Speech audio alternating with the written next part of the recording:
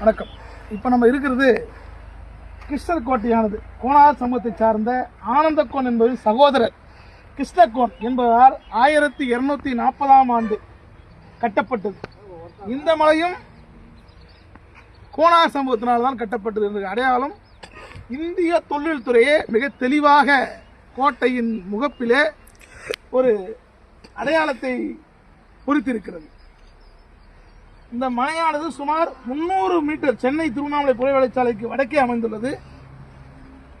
இம்மலையானது பல பெரிய பாறைகளை உரித்தெடுத்து சேர்த்து வடிவமாக கொண்டு தனித்தன்மை கொண்டதாக அமைந்துள்ளது. இம்மலையின் உச்சியை அடைய பல படிக்கட்டுகளும் 4 ஓய்வு மண்டங்களும் உள்ளன.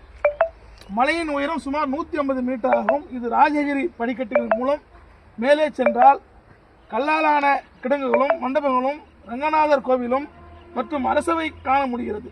இக்கட்டிடங்கள் மூலம் அக்காலத்தில் கட்டமைக்க புரிந்து கொள்ள முடிகிறது. இக்கோட்டையின் மதிலானது ராஜகிரி, கிருஷ்ணகிரி மற்றும் சக்லி துர்க்க மலைகள் ஆகிய 3ஐயும் இணைக்கும் வண்ணம் அமைந்துள்ளது. இதுதாங்க இந்த கோட்டையின் வரலாறு. 2 கோட்டையும் ஆனந்தக்கோன் அதை கட்டினார். அவர் சகோதரர் கிருஷ்ணகோன் இதை கட்டினார். இந்த வரலாற்றை தான் நம்ம சொல்கின்றோமே தவிர இல்லாத ஒரு வரலாறை, இந்திய தொழில்துறை சொல்லாத ஒரு வரலாறை நாம் பதிவு செய்யவில்லை. மத்திய மாநில அரசுகள் இந்த கோட்டை மராட்டியரால் அமைக்கப்பட்ட கோட்டை என்பதை புறம் தள்ளி தமிழ் மன்னர்கள் ஆனந்தக்கோன், கிருஷ்ணகோன், வலியக்கோன், புலியக்கோனால் அமைக்கப்பட்ட கோட்டை என்பதை உறுதி செய்ய வேண்டும்.